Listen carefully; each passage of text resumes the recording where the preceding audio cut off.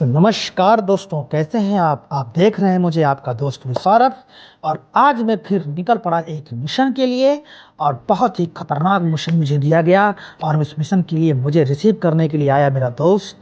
और दोस्त को सलाम करो और दिन भर खाओ पियो, रात को आराम करो, ऐसी बातें मैं कहकर उसे कहा कि गाड़ी चलाओ और गाड़ी थोड़ा आराम से चलाना क्योंकि भाई ठंड लग रही है। और एक मुझे जासूस दिखा, जासूस को मैंने सलाम किया और आगे बढ़ गया अपने मिशन के लिए।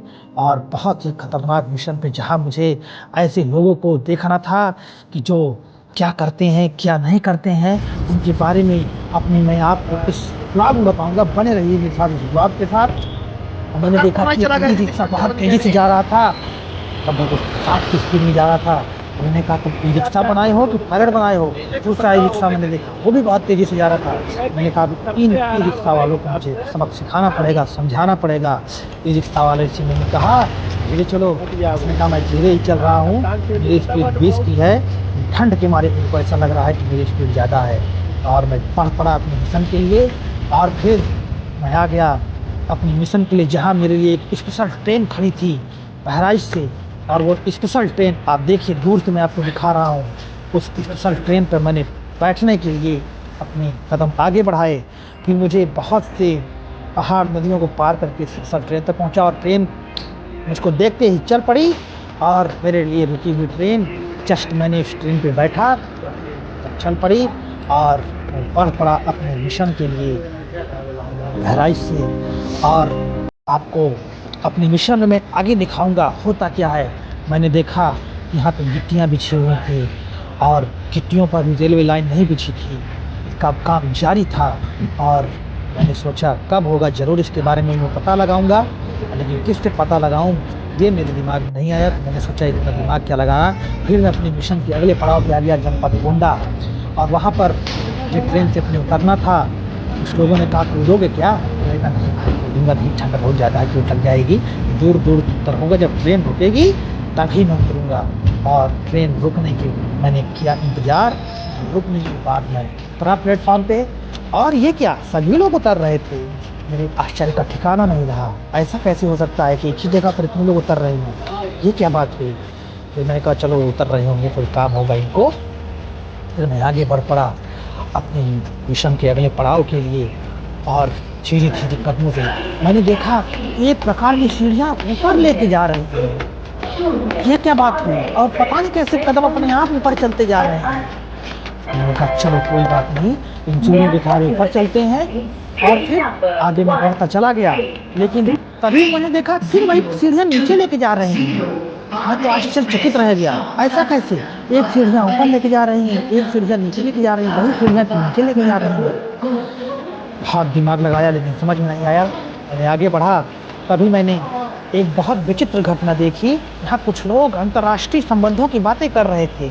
और मैं सुनने का प्रयास किया, लेकिन वो तब तक चुप हो गए। मुझे वहाँ से हटना पड़ा और मुझे देखने लगे ये क्या कर रहा है। तभी मैंने देखा एक बड़े विचित्र व्यक्ति को।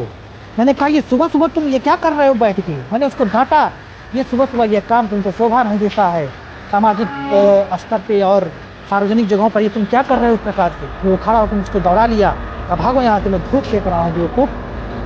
मैंने कहा अच्छा तुम धूप सेक रहे थे, मुझे लगा कि तुम मित्र कुछ काम कर रहे थे।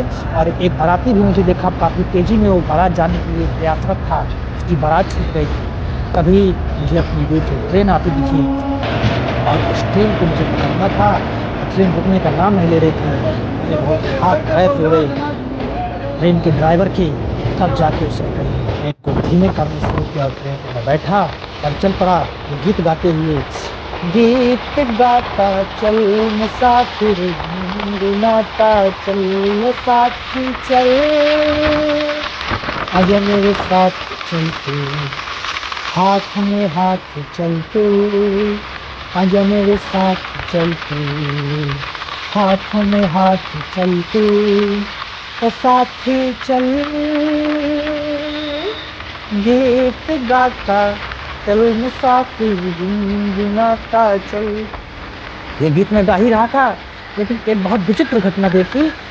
जैसे मेरी ट्रेन आगे जा रही थी, सारे पेड़ पीछे जा रहे थे। मैंने सोचा ऐसा कैसे हो सकता है कि सारे पेड़ पीछे कैसे भाग रहे हैं।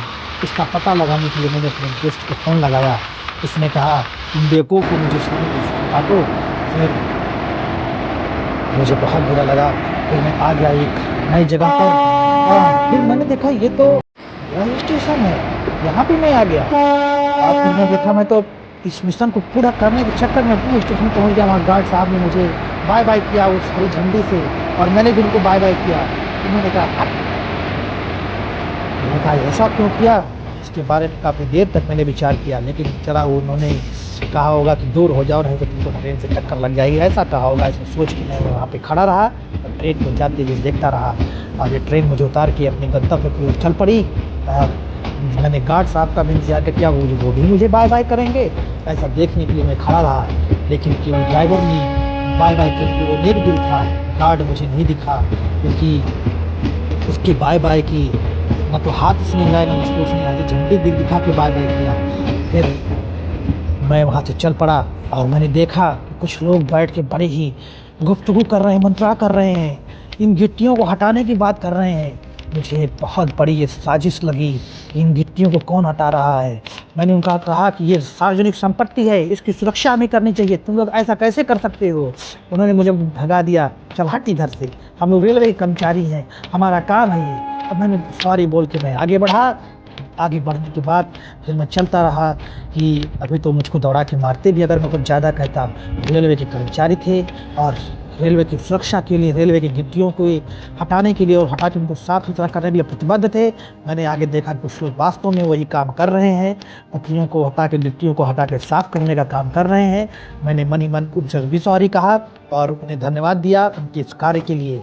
और फिर मैं उतर पड़ा अपने घर की तरफ क्योंकि मेरा घर आ गया था। मैं सोचा चाय पानी पी के यहाँ से मैं अपना मिशन कंप्लीट करूँगा।